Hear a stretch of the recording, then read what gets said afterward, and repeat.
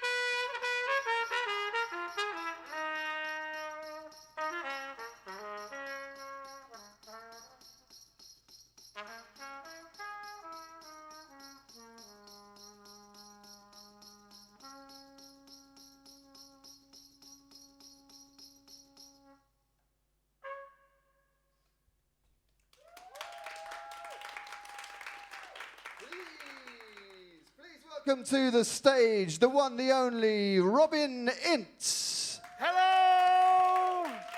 Welcome for our socially distanced audience that we have here, and for all of you watching at home, welcome to 9 Lessons and Carols for Socially Distanced People, formerly 9 Lessons and Carols for Curious People, formerly 9 Lessons and Carols for Godless People.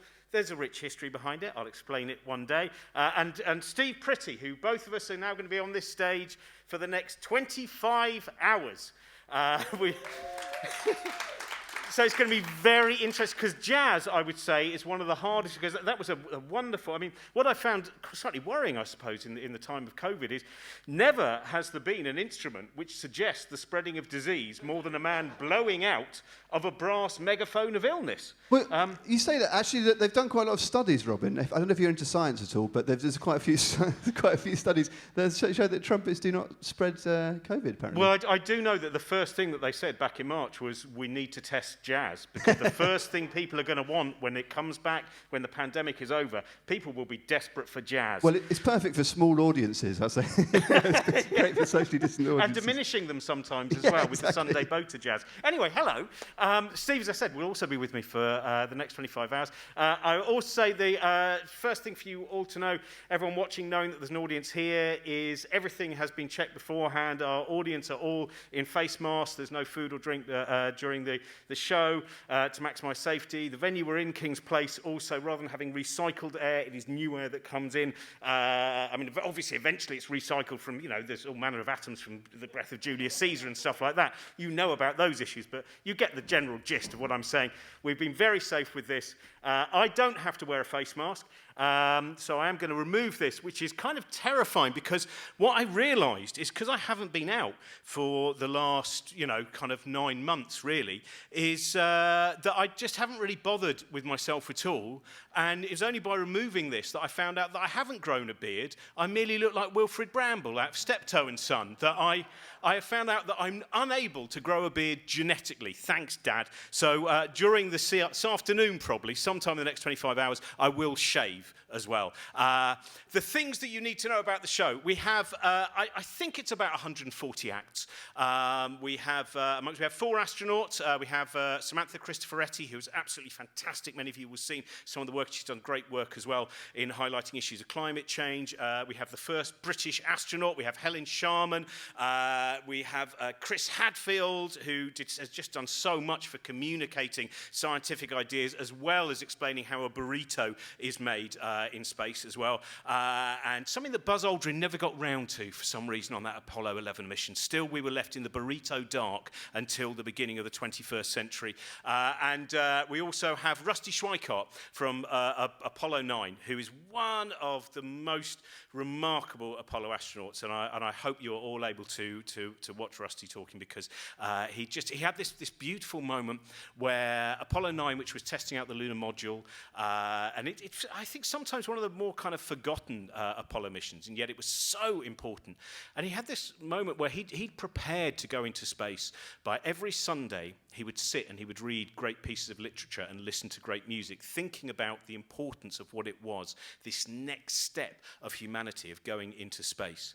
And then when he was in space, he had a small space walk to do, and basically the camera jammed.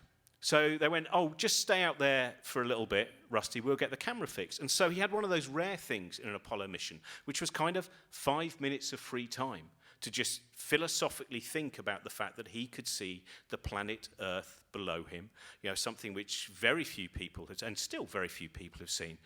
And then over 5 years, slowly there was this incredible gestation in terms of what the psychological and philosophical effects were of going into space and how important it was for humanity. So he is a really delightful. So that's just the astronauts covered. That leaves us with another 136 people to say. We've got an all-star version of Christmas Carol with Guy Pearce and Eddie Izzard and Joe Brand and loads of other people as well. We have 2 this evening, very surprise music guests that I'm not going to tell you who they are yet because we only just got their stuff. One of them's going to be a live link up, and someone recorded something especially for us. I'm going to tell you about that later on. I look on the board now, tell you what's going on. Another good thing as well, which I should explain for everyone who's watching at home, is this has basically been done on 0 budget. So if you're thinking, well, this doesn't seem to have the kind of aplomb of Saturday Kitchen or The One Show or any of your other favourite shows, that is because we've made this on nothing, and people have done an incredible amount of work. Everyone involved in this has done something, really great in getting this together. There will be technical glitches. The good thing is you don't know about the first technical glitch. It's nice when the first thing that goes wrong is the very first thing that was going to happen. We were going to go live to Greenwich and Helen Czerski, and she was going to talk about the importance of meridian time. But on the way there, her technical hitch was she got a couple of punches. So there we are. That's the first thing. We're already 1 act down that you haven't seen. I will also mention that all the money made from this, if any of you are watching this and if you would like to donate, all the profits from this are going to, amongst others, in fact, one of our normal beneficiaries of the shows that we do when I do my show with Brian Cox at Hammersmith, which is Médecins Sans Frontières. We're also going to Turn to Us, which is a charity which is helping people in poverty and in a financially deprived situation in the UK. And we're also the King's Place Music Foundation is another one, and also we're giving to Mind as well, because Mind, of course, is an incredibly important mental health charity. And as we know, in the last 9 months, people who already have difficult lives and people who perhaps were going through everything fine, it's been a very, very tough year for mental health. So those are the 4 charities, and you can also donate to our Patreon as well. I think I've said everything on the checklist. Oh, we have got so many as well. I've got, because I'm going to be here for 25 hours, I've got a lot of props as well, because I realise that eventually my brain is not going to work at all. So there's going to be a lot of readings from different books. I'll just give you a little bit of here's some of the books that will be read from. This is for science fiction fans. Does anyone here know of The Eye of Argonne? It was written by a teenage boy, and it's a legendary piece of science fiction because it's quite, I suppose, that it would be nice to say idiosyncratic. So we might have a little bit of that later on. Definitely have readings from Richard Feynman, who is, of course, not merely a Nobel Prize winner, but the greatest bongo-playing Nobel Prize winner as well. If I'm beginning to feel melancholy, I'll be reading from Elizabeth Smart, who's one of the most beautiful poetic authors. Jane Goodall. That was one of the exciting things. One of the great things about pandemic and lockdown, when you've got to find the positives, is I was writing a book, and I'm still writing a book. This is the downside of it as well. I was writing a book which was meant to be 90,000 words long, and unfortunately it came in at 180,000 words because I wasn't really checking the word count. Because what happened was everyone was available. So for Infinite Monkey Cage, no one had an excuse. We finally got Steve Martin on Infinite Monkey Cage. What are you doing in May, Steve? I can't think of anything. The international banjo competition's not on. So, and in the same way, writing the book, having access to people like Jane Goodall, and Jane Goodall is just a supreme version of that's part of what tonight is about, and today and tomorrow. And when I say tonight, I mean obviously this morning, this afternoon, and the future for the next 25 hours, is we are celebrating some of the great human endeavours, because I know that this has been at times a bleak year, and what we're facing with some of the things that are coming up politically do not feel necessarily optimistic. So I hope that over the next 25 hours you find some sense of optimism of what it is to be a curious creature living in a large universe, and possibly very rare as well, the rarity of being a curious creature. I'll also be reading, by the way, here, this is the kind of thing that curious creatures do. They write novels with fictional versions of Hawkwind in them. This is one of my favourite books. This is The Time of the Hawk Lords by Michael Moorcock and Michael Butterworth, and it is a fictional adventure in a dystopian world involving Lemmy and other members of Hawkwind. And I will, of course, be reading from my favourite Charles Darwin book, as usual, The Formation of Vegetable Mould Through the Action of Worms with Observation on Their Habits. Some of you who've never heard me read from this before might be thinking, I wasn't really wanting earthworm manifestos today. You'll have changed your mind by midday, the 13th of December. So, let's start off before let me just double check my clipboard. There, 24-hour event, blah, blah, blah. Yeah, that's it. Steve, shall we do a little bit? We always do this again. It's something that we try and do every year, which is I do a poem that Steve hasn't heard before, and then he improvises some kind of jazz around it, because the whole day is about experiments as well and scientific curiosity, and there's no greater scientific curiosity than trying to match up not very well written poetry with improvised jazz. So let me find... I'll tell you what I'm going to do, Steve. What I'm going to do is I'm going to do the one that I wrote, which is about our position in the universe. Do you want me to start slow and build up? Yeah, start slow and build up. Do you want to give me something? Do you want to give me a note at the beginning? Let me give you a note. Let's try this. That's nice. I am disorder. You're entropy. We're a phase of the heat death of the universe, made of what might seem eternal, but it's probably finite when it's gathered up as us. I'm up quarks and down quarks. Am I charm quarks and strange quarks? Well, I'm definitely strange. Leptons and electrons, all together once, compact, rubbing shoulder to shoulder, but before shoulders or thoughts, waiting for gravity, matter and time. We were potential and probability, a maybe with a destiny. Now we're oxygen and sodium, phosphorus and calcium, hydrogen and nitrogen, and a little bit of uranium, assembled by law and equation, but seemingly not outside instruction, though some might say an Elon Musk simulation. A periodic menagerie, a particle zoo, a bacterial multitude. waiting for my heat death, but currently very preoccupied with being alive, I think. There we are. So, welcome to the show, and now we're going to get started with our first guest, and so we're going to go live, as I said to everyone. We have got so much technology going on to try and bring this together. There will be glitches, things will go awry. The first person is someone that we're going to give you a little bit of homework, a little bit of activity throughout the day, and we're going to go over, hopefully, now I'm going to find out, are we going to go to Helen Chersky, or are we going to go... We're going to go, I thought we would do, the first thing we're going to go to is because currently Helen Chersky remains on the side of a road mending punctures. So we're going to go to Chris Lintott from Sky at Night and the Zooniverse. Hello, Chris. Chris, can you hear me? I can, yes. I can hear you fine. Excellent. Now, this is very exciting because you're going to be up for a lot of the show as well because you are being very active. Before we get into what you're actually doing today, can you tell people a little bit about what the Zooniverse is? Sure. Well, it started because we had a common problem, which is that we had too many galaxies, which is the kind of thing that we all face in our everyday life from time to time. But what we did was ask for help, which is very important. So we put images of galaxies online, a lifetime ago now, 2007, and hundreds of thousands of people helped us sort through them. And so the Zooniverse is a way of scientists asking for help from the crowd. And we've had people count penguins. We've had people look at the structure of cells. We've had people transcribe old documents, ancient papyri and things like that. But in astronomy, we've had people look at solar storms, find asteroids, and even discover a few planets along the way.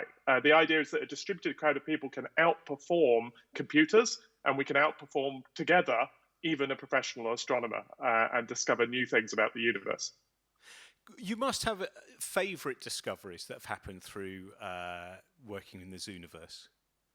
My favourite is one of our first planets was Planet Hunters 1b, which is a terrible name, but it's a wonderful world. It's a Neptune-sized planet which has 4 stars in its sky. So there's a double star, and then there's another double star, and they orbit each other. And then our planet orbits 2 of those stars.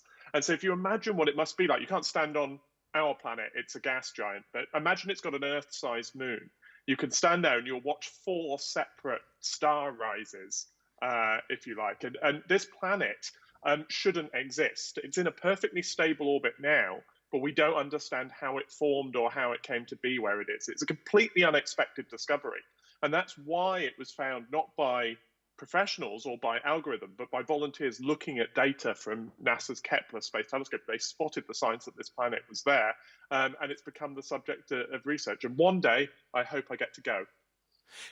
Now, we were talking a while ago about your inspiration to actually get involved in astronomy, and I know you said that when you were quite young, when you were a child pretty much, you found out about Olbers' paradox. And you found, and it was just particularly that I was thinking of that because you mentioned the idea of 4 star rises. Can you tell people just a little bit about that inspiration you had as a young person standing in a garden, looking at the sky and thinking about what Olbers' paradox is? Yeah, well, Olbers' paradox is the idea that if the universe is infinite and more or less the same everywhere, the night sky should be bright. Because essentially everywhere you look, you will eventually see a star. There's a mathematical version that worries about distance and so on.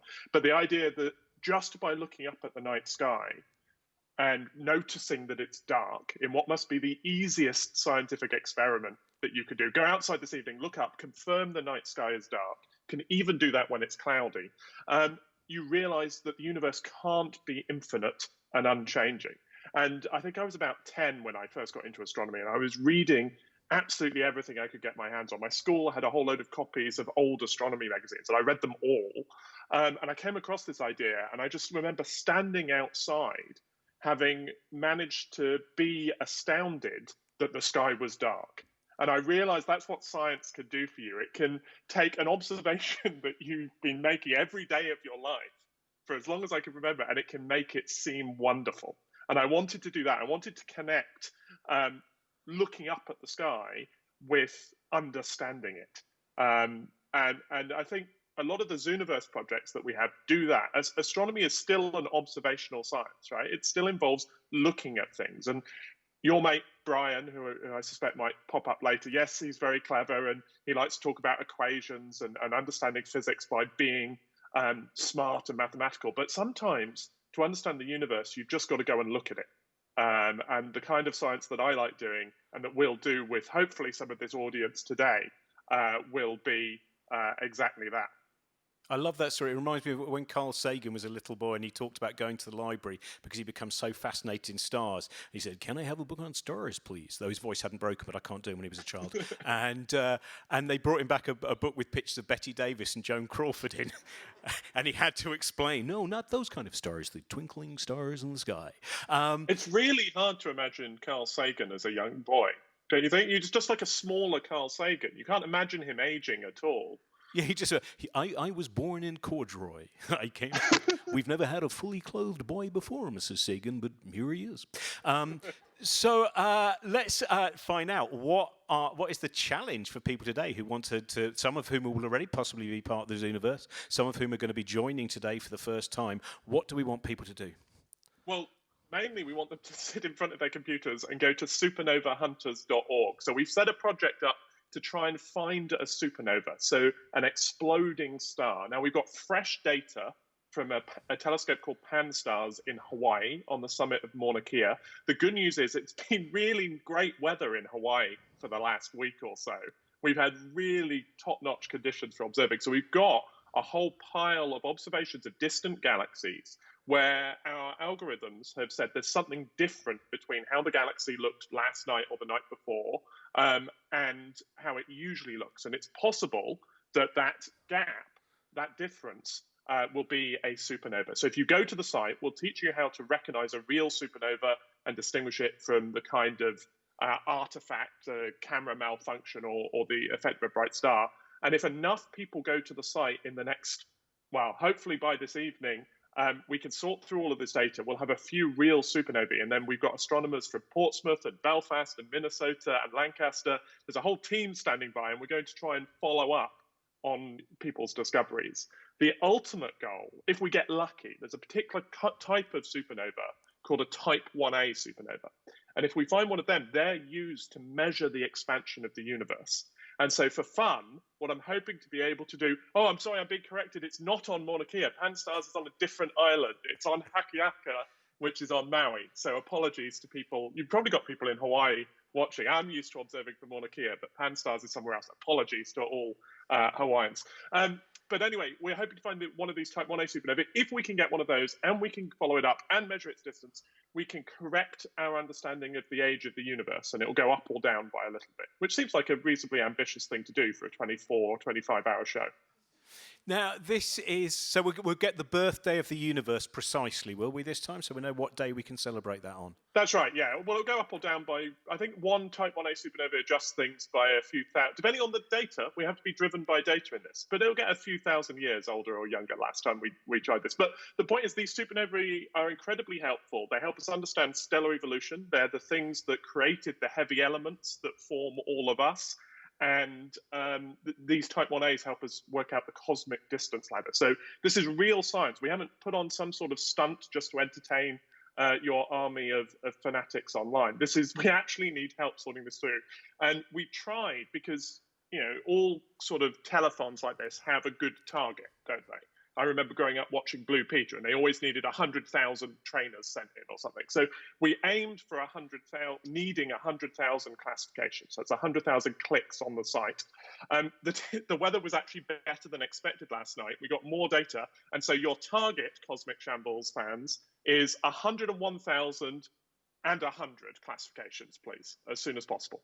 That's fantastic. And of course, if it is observed in any way, if anything like that happens, then the conspiracy theorists will say that it was merely we'd used modern technology to project some kind of hologram suggesting it was a supernova. And then you'll explain that we're all merely holograms that are projected. And then all of us have that little nervous breakdown that we have when physics gets really, really absurd, but delightful as well. That'll be me at 6 o'clock tomorrow morning after a night following up on whatever we discover today. But we need people to go to supernovahunters.org right now. Our servers are standing by for an onslaught. Fantastic. Thank you so much, Chris. I'm going to see you later on. I'm going to see you throughout the day and throughout the night and throughout the day again. Ladies and gentlemen, Chris Lintott.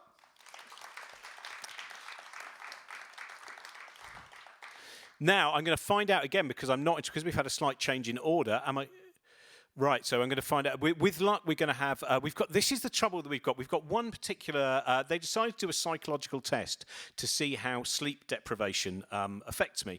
And I've been a long-term insomniac, but it's kind of a different thing, lying in your bed screaming at the ceiling and standing on a stage and just screaming at people. Though I've done both of them professionally to some extent. And we have got a psychological test, or indeed, it's a physical test to see about my slow decline, and we've got to do that. Ginny Smith. So let's go. Hopefully, we're going to go to Ginny, who I think, as far as I know, is in Singapore. Ginny, is that right? I hope so. I am. Yes, I'm in Singapore. Brilliant. That's excellent. So we've now got our second continent. I think we've got 5 continents throughout the next 25 hours. I don't think in fact, the continents that you don't think we're going to have, I think we have got. So it's kind of. Oh, we've just updated that. We have every single continent, so we are covering every. Now that's going to be a really interesting, because there are certain periods of kind of Arctic wasteland where their Wi-Fi provider's not as good as you might imagine. So, Ginny, you first of all tell me what do we know? What are the kind of tests you would normally do to see on the effects of sleeplessness in human beings? Well, we know that sleep affects everything, basically. If you aren't getting enough sleep, your reaction time is going to slow down, your memory starts to decline, your ability to regulate your emotions deteriorates, and all of those things happen pretty quickly. So I think there's some stats that say that if you miss a night of sleep, you're about as poor at driving as someone who is legally just over the alcohol limit. So it really is a strong effect that we see. And this is one of the things I find so fascinating, is that scientists still don't know why we sleep. We don't know exactly what it is that happens in our brain that is the reason we need it. But we do know that if you don't sleep, you're in serious trouble pretty quickly.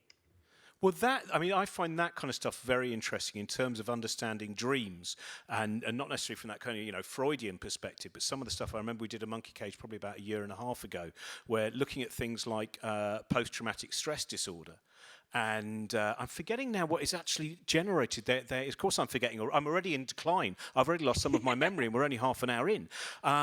But it is the fascinating thing, which is when we're asleep and when we dream, there is something during the REM sleep, which apparently noradrenaline. I think that's what it's called, noradrenaline, which at that period of sleep is the one time that it's not actually made by the brain, except in people with PTSD, where it continues. And it seems that and you can correct me on this, by the way. Just so you know, everyone watching this, I'm factually inaccurate whether awake or sleepy, but. It is this fascination where, with a lot of dreams, especially if you have a nightmare, that actually afterwards your reaction to revisiting a memory which may have been traumatic, it should be slightly less. The traumatic memory should become easier to deal with. But with PTSD, apparently, because of this production of noradrenaline, that doesn't happen. That you can go through traumatic dreams, etc., and they do not have the positive effect that we might hope. So that is one school of thought, and there are some studies that support that. I believe you're right that when we're awake, there's quite a lot of noradrenaline going around in our brains. When we're asleep, during REM sleep, your brain activity looks really quite similar to when you're awake, but the difference is in a group of chemicals, including noradrenaline, which are lower. So this theory says that during REM sleep, you can effectively replay traumatic memories, but with lower noradrenaline. And as noradrenaline is one of our stress hormones, it's the equivalent of adrenaline that we have in the rest of our bodies, then the idea is that if you can go over these traumatic memories with lower adrenaline levels, they might become less traumatic in the long term. The problem is science is really confusing, particularly when it comes to the brain, and there have been other studies that have shown that REM sleep doesn't always have a benefit in processing traumatic memories. And I think I even found, because I wrote about this in my book actually, I think I even found one study that found that people were worse after more REM sleep. So it's one of those areas where the science is still really kind of just starting out in working out what's going on. But that certainly is, one idea that's been put forward. Would you say it's fair to say that in terms of psychology, we are still at a very, it's a very exciting time, and it seems that some of the shortfalls, the 20th century is filled with some quite kind of bleak stories when you find out what we imagined were possibilities. In the 21st century, I think now there's kind of a greater level of hope, but we are still very, Matthew Cobb's wonderful book about the history of the brain, where he basically says, there's most of it we just don't know. We are still very much making those first steps. Is that fair? I think that's definitely fair when we're talking about neuroscience. Psychology has a bit of a longer history, so actually the two often get bundled in together, and I think that's kind of fine now, because actually a lot of what we're trying to do is work out how the psychology findings fit in with neuroscience and how what we know about behavior can translate into what's happening in the brain. But certainly neuroscience is a really new field. We only developed fMRIs, which are functional neuroimaging, so you can actually see the activity of the brain. Before that, we could see the kind of structure of the brain, but you couldn't see which parts were active. And that was only developed about 30 years ago. So we've only had about 30 years where we could actually look inside a functioning human brain. And 30 years in science is nothing. So I would say psychology is a little bit better established because we've been doing behavioral studies for probably a couple of hundred years. But what's really I find most fascinating, but I think is also most difficult, is connecting what we know about human behavior with what's going on in the brain. So how do we translate at the level of cells, electrical firing and the transmission of chemicals washing around your brain? How does that translate into human behavior and human experiences and the kind of the richness and all the things that we can do and think and feel? And getting that kind of bridge, I think, is the really difficult bit. So I'm going to ask you about the favourite experiment you've had done on you, because you're going to be doing one on me. My favourite, I think, and I'm in a lucky position basically, which is because I do science shows, scientists do come up to me on late night trains and say, "Hello, can we do an experiment on you?" And I always say yes. And my wife says, "Have you checked this out?" And I went, "No, they're a professor. I trust them. I'm an idiot when it comes to things like this." And so far they have always been professors. I've been quite lucky. And one of my favourites was Sophie Scott, Professor Sophie Scott, who's based at University College London. She did an experiment on me where it was for the Christmas lectures, a magnetic pulse to the left-hand side of my brain, the motor region, to stop me being able to talk, because she reckoned that if it worked on me, it could work on anyone. And it was such an exciting thing because my wife goes, I want you to stop it. I think it's damaging your brain, but I don't think that's what's damaging my brain. I think it's just reading too much. I just love reading. There's too many ideas in the world. But it's a fantastic... I did Jabberwocky. That was the thing that I did. So I would sit in a chair, and this was with this kind of audience of 500 school children. I would go, "'Twas Brillig and the Slithy Toves did gar and gimble in the Wable, Mimsy were the Borogroves, and more raise our gate." And it was just this incredible thing. And we did it about 5 times with very slight movements around this magnetic pulse. And each time it felt different to me. Now, I don't know how true that is because, of course, each separate observation as I became used to it. Like the first time, I just thought it was just the kind of shock of stopping. It was fascinating. And then the second time, it was like I could see the words. They were in my throat. I could almost actually physically and visually see the words, but they just wouldn't come out. And then the third time, it was just like this incredible blankness that took over. But I love those kind of experiments. So do you have a favourite thing where you thought, "I'm going to try this out"? Well, I think one of my other favourite areas, I have a lot of favourite areas of neuroscience, but I'm fascinated by illusions and what they can tell us about the brain. And there's one demo that I remember doing for the first time at university and just being like, I do not understand how this is happening to me. And it's one where you get a picture and then it flashes on and off the screen.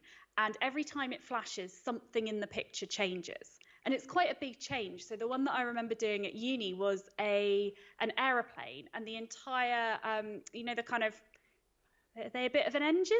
The like bit round bit. I know the bit you mean. Yeah, under the wing. Yeah. Roundy bits. You can tell I'm not the physicist. That bit was disappearing. and reappearing every time it flashed on and off the screen. But I was sitting there for a good 5 minutes and I could not work out what was changing on the screen.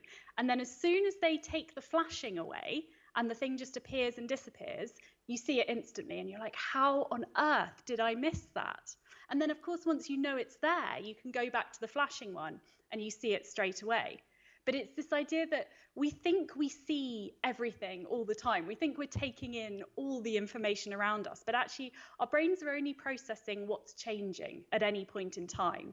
And we're very good at thinking we're taking in everything, whereas actually we're only taking in tiny bits of it. So if the whole picture is changing by flashing on and off the screen, your brain doesn't notice these really, really big changes. And I found that quite incredible. I think that's one of the most important lessons of a lot of different areas of science, which is be a little less sure of yourself. You know, when you're arguing with someone, I am certain, as you said, inattentional blindness, all of that kind of stuff. I think that's so much science says, you know, dogma goes out of the window because what you have seen, the subjective nature of your experience, inattentional blindness. Right, let's do this experiment now. We're not able to magnetise my brain. Sorry, everyone. Well, they don't actually magnetise. Look, we'll explain that. So what do you want me to do? So basically, when Trent told me about this, I got very excited because I thought, well, how often do I have someone for 24 hours and I can actually see those changes that we talked about, those things that change throughout the night? So I was kind of racking my brains for what I could do that would test your reaction time and your memory, because those are two of the things that I'm expecting to start declining. And I suddenly remembered this game that was a real craze when I was a kid that was called Bop It. And I don't know if there's anyone else in the audience who was a 90s kid and who played this game, but it was a very annoying kind of plastic thing with this voice that gives you instructions. And you have to do a certain thing when it tells you to do that thing. So it will test your memory because there are, I think, 5 different items, each of which have a different name. So you have to remember which name relates to which action.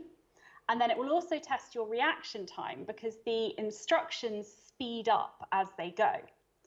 And you have to do what it says, and then if you're too slow or you get it wrong, it's out. You're out. So the idea is that every, I think, 2 hours throughout the show, you are going to play Bop It, and you're going to try and stay in for as long as you can. And we're going to time you and see how long you can go for. And then we're going to plot a graph, and we're going to see what happens to you throughout the night. Right. Okay. Then. So we've got a Bop It. Have we got? Is this right? There's a Bop It somewhere. I believe someone's going to bring me a Bop It. And I think we've got one. And this is quite an interesting thing for me because I've never done Bop It. So I think that means I start off in a very unfortunate position. I can't play. My son always wants me to play Xbox with him, but there's too many things now. There's too many things. So all that happens is we play a Star Wars game, and I just end up stuck under a bit of the Millennium Falcon for about an hour. There we are. Brilliant. Thank you very much. So this is Bop It. Right. So how do I start it?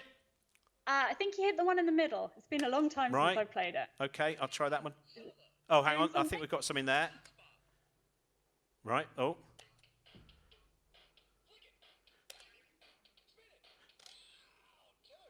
There we go, 2. So there we go. Now, let's see how much worse I get throughout the day. To be honest, I did spin that, wasn't it? Oh, is that not? Oh, that's spin it. Oh, okay, I spun the wrong thing. Now, I wasn't expecting but I'm very much, I'm an abstract thinker. So let's just try. Oh, there we go. I think that's it.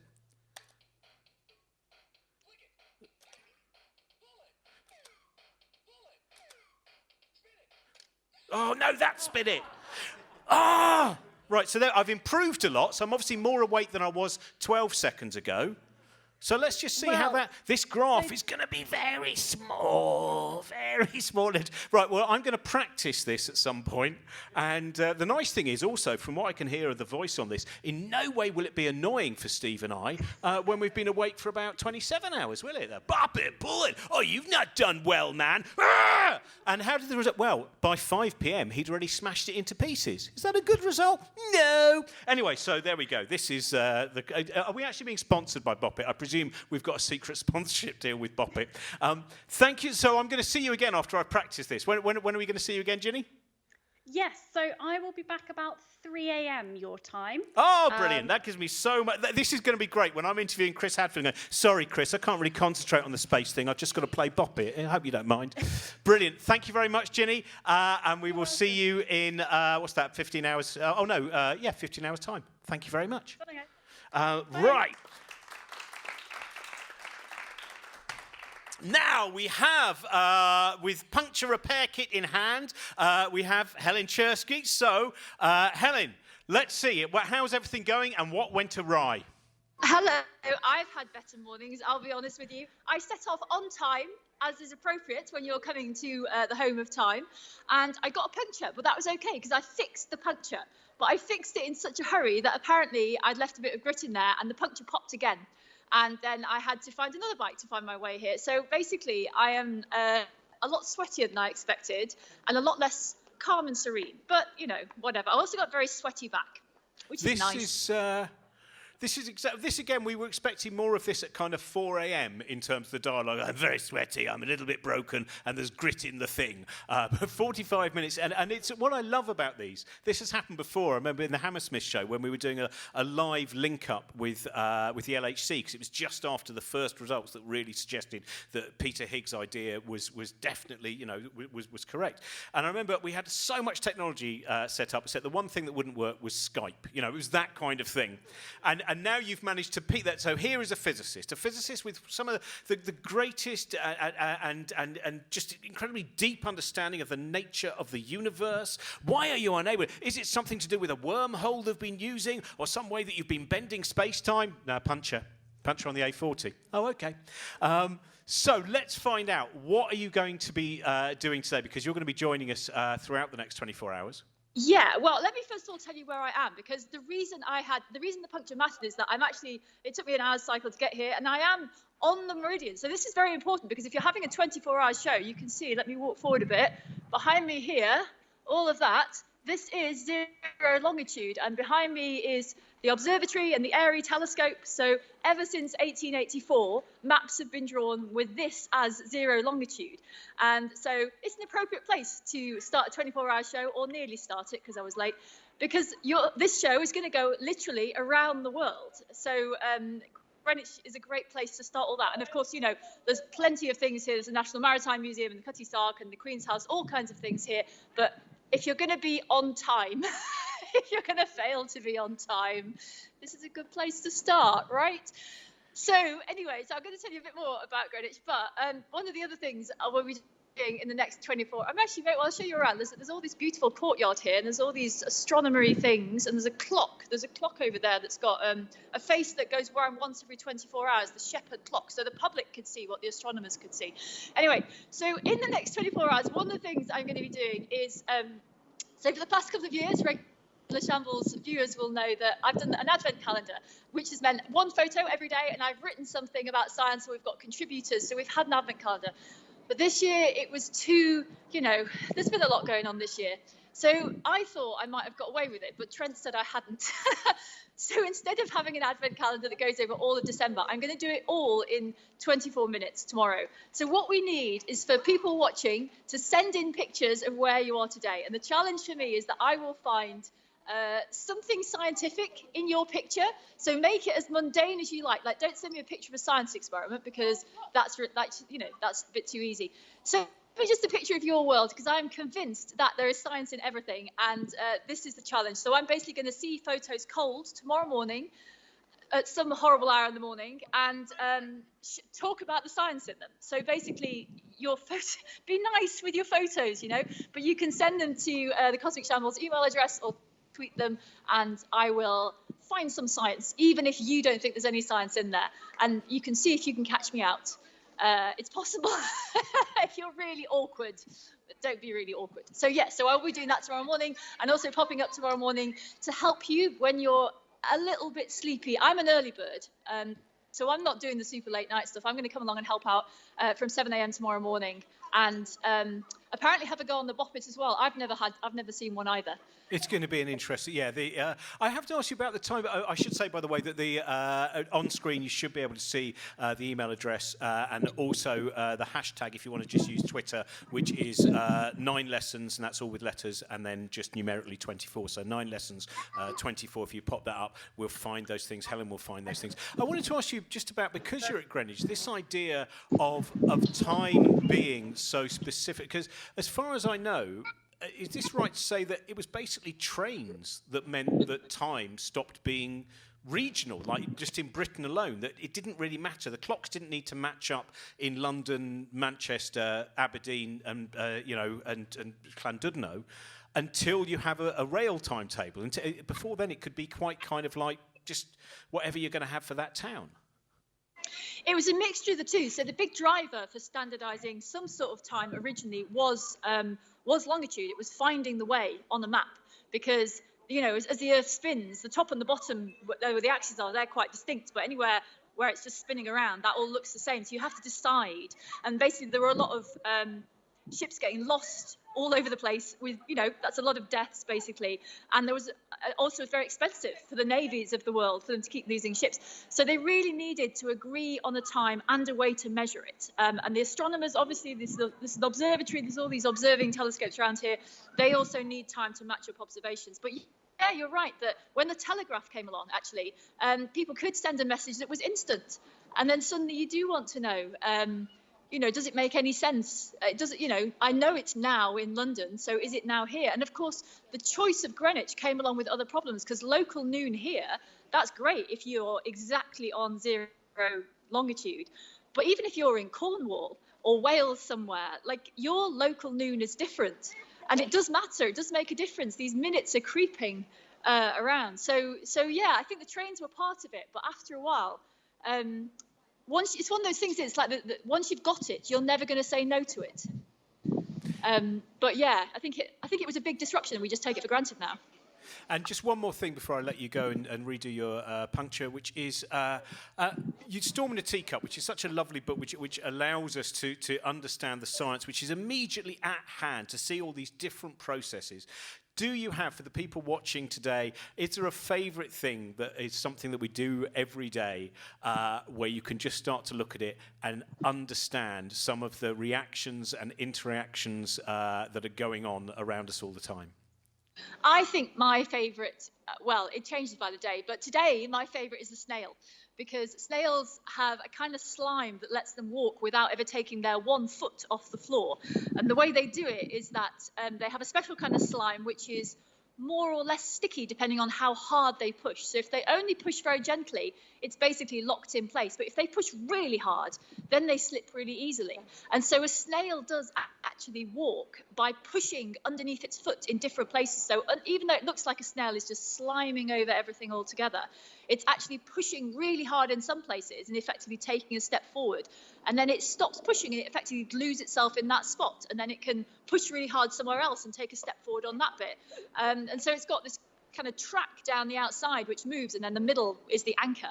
And so, yeah, snail slime and tomato ketchup, which is does the same stuff as snail slime. So, yeah, that's today's favourite. That's fantastic. Helen, we'll see you later on. Remember, everyone, if you want to, the email address is up there for just whichever kind of picture you want to say of the day's events, and Helen will find the science in that tomorrow. Or you can tweet us, as I said before, 9lessons24, so hashtag 9lessons24, and just have your image that you want Helen to examine and find the science within. Helen, we will see you later on. All right, thank you very much. See you, Robin. Now, we've got, I think, Steve, amazing. We're exactly on time. Now, this is rare because we're almost 49 minutes in, so that just never happens normally, does it? Extraordinary. Does this mean we're going to be finishing bang on the banana? No, we've already even factored in the fact we're overrunning. Even the overrun has already been timetabled, and then we'll overrun from that. I should just mention who we've got. Someone who's coming up very, very soon, Rebecca Ragg-Sykes, who has written one of my favourite science books of the last year, which is called Kindred, which is all about what we are beginning to understand about Neanderthals, and it is as anyone here will know, it's just such a fascinating, brilliant time. For 15 years ago, in fact, less than 15 years ago, most science books you would read, if they mentioned Neanderthals, would say that we had never interbred with Neanderthals. And as everyone in this room knows, and hopefully most of you out there know as well, there's, I think it's 2% DNA, which is Neanderthal DNA, which has a lot of interesting things. Again, that interesting history of us and all living things. I was lucky enough, I interviewed Svante Parbo, who was the person who managed to isolate the Neanderthal gene. And I love people like that because they do things like they go, and we were looking at different bones and thinking what would have DNA in them. And one of them we just picked up and we licked and we went, no, it won't be that one. So the idea of just need to know that bone's been varnished. No, thank you. This kind of, a wonderful archaeological version of a KFC bucket, but with something far more interesting in it than merely the secret recipe of 36 herbs and spices, which is all herbs and spices, so it's not as secret as we imagined. So we've got Rebecca Ragg-Sykes, we've got Gecko coming up, we've got Steve Mould, we've got Simon Singh, I think Justin Belbinell's this afternoon, I'm not entirely sure. Bobby Seagull's going to be doing some stuff as well, Rusty Schweikart, lots of stuff to come. That's just this afternoon, and then this evening we've got people like Stuart Lee's going to be joining us, Chris Hadfield's going to be joining us, and so now, Steve, we are exactly the right time. What are you going to play for us first of all? What I thought I would do, Robin, is just talk you through some of the madness here. And obviously I started the show in a very small way, just with the trumpet and a bit of jingle bells, because I wanted to leave us somewhere to grow. We've got quite a lot of stuff here, as you may see, so I'm just going to talk you through it. But I wanted to do it by talking to you about the kind of evolution of music technology. There's a lot of music technology here. There's a lot of flashing lights and robots and all sorts of stuff like that. But actually, my favourite bit of music technology on this stage, genuinely, is this shell, which some of you may have seen me play before. And I'll play for you now. One sec.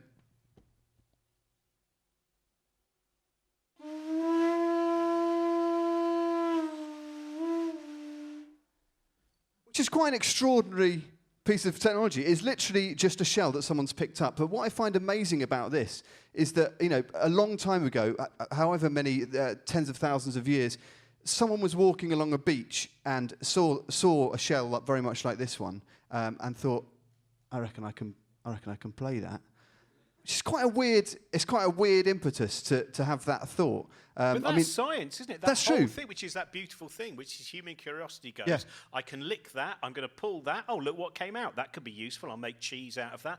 All of those things. That's part of the beauty, I think. Absolutely. But I think what's interesting about this is that they probably did eat it first and then thought, oh, I could play it. But what's interesting about the development of music technology is there's not a kind of obvious evolutionary reason for it. With science, with food preparation and that kind of thing, obviously, you try something, it kills you, so your relatives don't then try it again. But with music, there's not an obvious purpose behind the amount of time and effort that goes into creating a musical instrument. So even though this is just a shell, you can't just pick up a shell off the beach and play it, much as I would love to. You have to prepare it a bit. So, the first time that they picked it up, they might have thought, hold on, so there's a shell, I reckon I can play that. Firstly, why? But secondly, you would have had to pick it up and going to hit it? No, fine. You're going to try and blow through it. But you have to cut the end off, and you have to find a shell that's going to resonate in the right way. So it's a process of trial and error and experimentation there, and that kind of creative impetus that goes into playing this. And so I'm just going to sample this shell now. So I'm going to try and connect all of this stuff together by sampling this shell, and I'm going to be using that throughout the show. So let me just go over to here.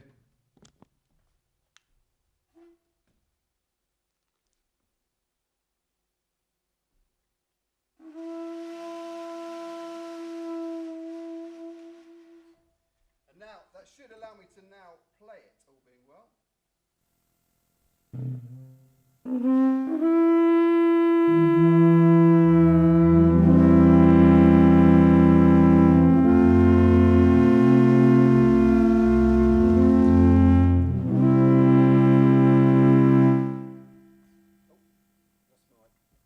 yeah, so now whenever you hear that sound, that will be that shell. And by trying to connect these things, what I want to talk about is how the same creative impetus that goes into finding and refining a shell and making that a musical instrument is the same creative impetus that goes into the people who made, the technologists who made that sampler and all of this stuff that we're going to go through now. It's the kind of will towards abstraction that music gives us that allows us to express ourselves in ways that I think aren't always possible by language or by other means. And so also every element of technology in music technology, the history of it, allows us to find new modes of expression. So the piano being a great example.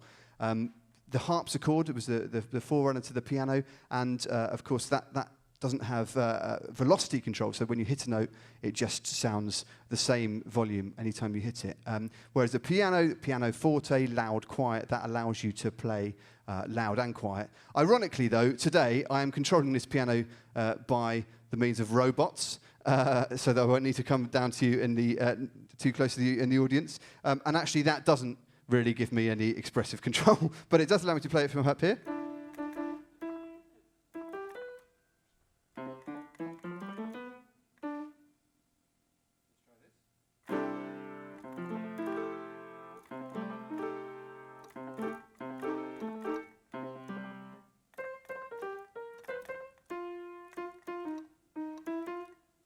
So we have a robotic piano. And of course, again, the technology that went into that, between the harpsichord and that, there were all sorts of evolutionary steps to get to what we call the modern piano.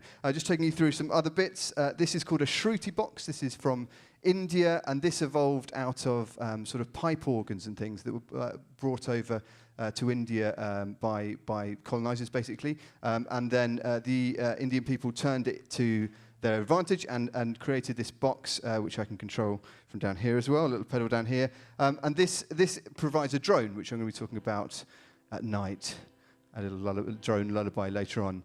So this, again, evolved through the process of musicians in India thinking, yeah, I like these kind of church organ harmonium things, but they're not really giving me what I want for my music, so let's invent some new ways of doing it. Here, the bells, of course, church bells is a very illustrious history of bells, especially at this time of year, and I'm trying to continue that illustrious history by mucking about with them with robots. All right, let's start here. So we have bells there. We also have drums, perhaps some of the oldest instruments of all. So drums, let me just see, we've got a drum kit down here. Is that going to work? No. No.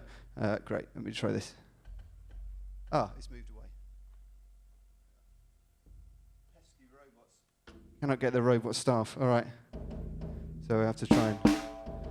Let me just adjust this a little bit, because something up to it surely. Okay, let's try that. All right. Okay, and of course, robot jingle bells. Always. It's a Christmas show.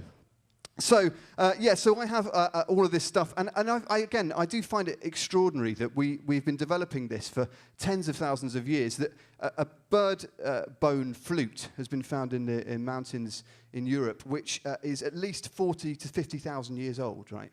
And that, again, the iterations that would have taken the people who discovered that bone to find it, to refine it, to drill the holes in exactly the right place, and then hours spent in the cave at night practicing it. And again, just purely for an abstract way of expressing yourself, not for anything that's got sort of tangible benefits, perhaps, for evolution.